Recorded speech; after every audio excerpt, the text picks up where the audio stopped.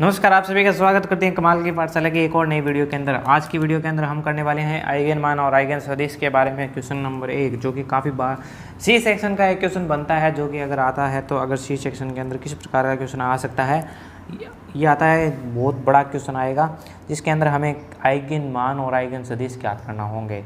यानी कि इसके जो दो पार्ट बनेंगे, पहला पार्ट बनेगा आइगन मान का, दूसरा पार्ट बनेगा आइगन सदिश का। लेकिन आइगन मान का जो है वो बड़ी आसानी के साथ हम हल कर सकते हैं, लेकिन जो आइगन सदिश का जो पार्ट है वो काफ़ी बड़ा बन जाता है। तो इसको किस प्रकार से हम हल करेंगे? तो सबसे पहले हमारे पास है ए की अभिलाक्षणिक समीकरण। ए की अभिलाक्षणिक समीकरण किस प्रकार से हम ज्ञात करते थे? तो वो था ए माइनस लेमडा आई से। यानी कि ए की अभिलाक्षणिक समीकरण ज्ञात करने के लिए हम क्या करेंगे? ए माइनस लेमडा आई, यानी कि 8 minus lambda minus 6 2 minus 6 7 minus lambda minus का 4 2 माइनस 4 3 माइनस लेमडा, और इसका मान हमने कर दिया 0 के बराबर।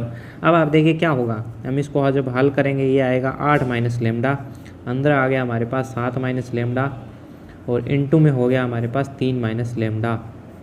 माइनस का चिन्ह माइनस माइनस प्लस हो गया, यानी कि प्लस का 16 आ गया। फिर से हम लगाएंगे माइनस का चिन्ह माइनस का 6, इसके लिए करेंगे इसकी पंक्ति और इसके स्तंभ को छोड़ दिया। माइनस 6 का इससे गुणा हो गया, यानी कि माइनस 6 का गुणा हो गया 3 माइनस लेमडा से, और इसका इससे गुणा हो गया, यानी कि माइनस माइनस प्लस हो गया 8। फिर से हमारे पास प्लस का चिन्ह और 2 लगा दिया, यानी कि इसकी पंक्ति इसको स्तंभ को छोड़ दीजिए, इसको कर दीजिए, यानी कि 24 माइनस का चिन्ह, इसको इससे गुणा कर दिया, यानी कि ये हो जाएगा 2 × 7 माइनस लेमडा, और इसका मान हो गया 0 के बराबर। ठीक है, अब हमें क्या करना है? इसका मान हमें ज्ञात करना है। इसको पंक्ति को हम हल करेंगे, यानी कि सबसे पहले हम इसको हल करेंगे 8 माइनस लेमडा। इसको जब हल करेंगे तो इसका मान आएगा हमारे पास। तो जब आप इस पूरी समीकरण को हल करोगे तो हमारे पास कुछ इस प्रकार की एक समीकरण प्राप्त हो जाएगी। यानी कि हमारे पास एक समीकरण प्राप्त होगी इस प्रकार से, जिसमें हमने लेमडा माइनस 3 और लेमडा माइनस 15 बराबर हो जाएगा 0।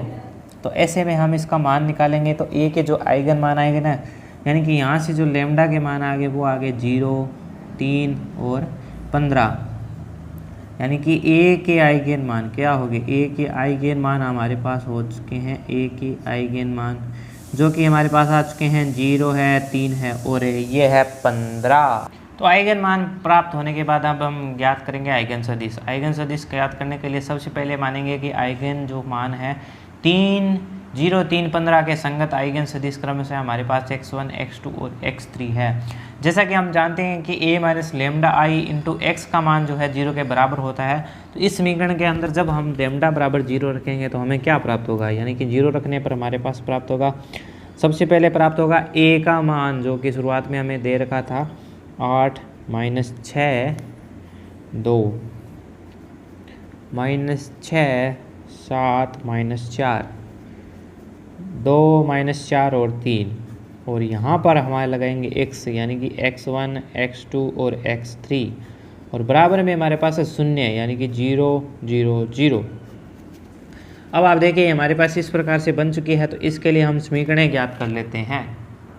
तो आइगन सदिश के लिए हमें x का मान निकालना पड़ेगा, यानी कि x1 है वो एक आइगन सदिश होगा, और आइगन सदिश के मान के लिए हम क्या करेंगे कि x के मान निकालने के लिए हम x1 x2 और x3 के मान को हल करेंगे। तो अब हम क्या करेंगे? इस समीकरण को हल कर देंगे। हल करने के लिए सबसे पहले हम क्या करेंगे? इसके अंदर मान रखेंगे।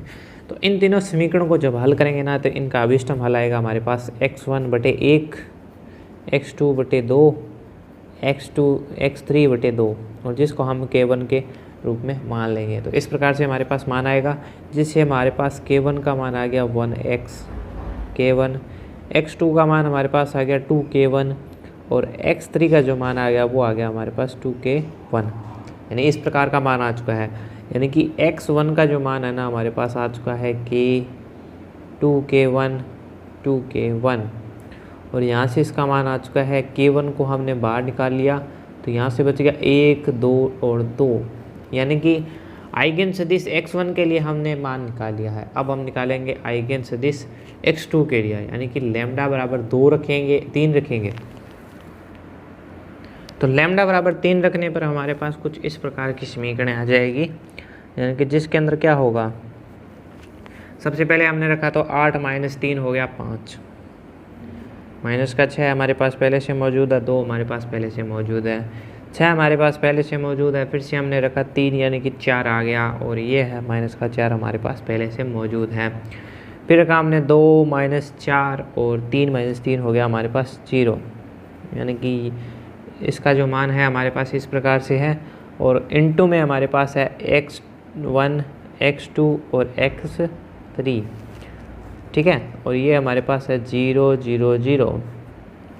फिर से हम वही काम करेंगे, इन समीकरणों को इनसे गुणा करेंगे, यानी कि 5x1 -6x2 + 2x3 का मान है वो है 0 के बराबर। इसी प्रकार इसको करेंगे 6x1 + 4x2 - 4x3 = हो गया 0। इसी प्रकार इसको करेंगे 2x1 - 4x2, और ये हो गया हमारे पास 0 बराबर 0। तो यहाँ से जब इसका जो मान निकालेंगे तो ये भी मान हमारे पास इसी प्रकार का आएगा, ठीक है। तो यानी कि आप देख सकते हो यहाँ पे हमारे पास है, अगर हम समीकरण नंबर 3 को, इस समीकरण को अगर हल करें तो किस प्रकार से होगा, यानी कि 2x1 बराबर हो गया हमारे पास 4x2, यानी कि x1 का मान आ गया हमारे पास 2x2। तो यहाँ से हम मान सकते हैं कि माना x2 = k2, यानी कि x2 का अगर मान k2 के बराबर कर दें तो किस प्रकार से इसका मान आएगा, यानी कि x1 का जो मान है वो आ गया है 2k2, ठीक है। यानी कि अब किस प्रकार से इसका मान निकाल सकते हैं, यानी कि 5x1 की जगह, यानी कि इस समीकरण के अंदर अगर हम रख दें पहले समीकरण के अंदर, तो 5 × 2k2 - 6k2 और प्लस क्या होगी 2x3, जिसका मान बराबर हो गया 0 के, यानी कि 10k2 - 6k2 प्लस का हो गया 2x3 = 0, यानी कि x3 का जो मान है ना वो आ गया -2x2। आप देखोगे यहाँ पे प्लस का बचेगा 4k2, इसको इधर साइड माइनस का हो जाएगा, यानी कि इसका जो मान है वो ये आ चुका है।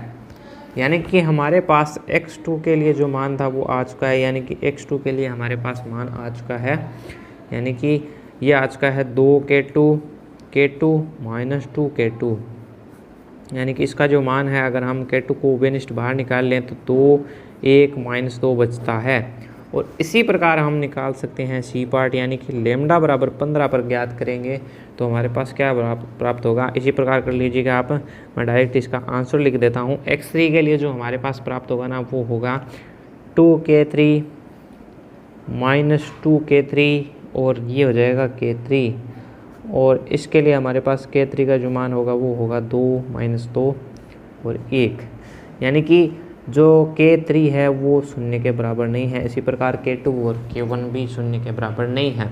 तो इस प्रकार से हम मान निकाल सकते हैं लैम्डा बराबर 15 पर, और लैम्डा बराबर 3 पर, और लैम्डा बराबर 0 पर।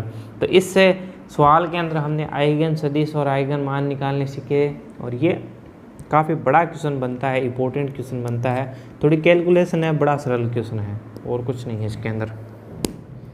तो मिलते हैं एक और नई वीडियो के अंदर जल्द ही।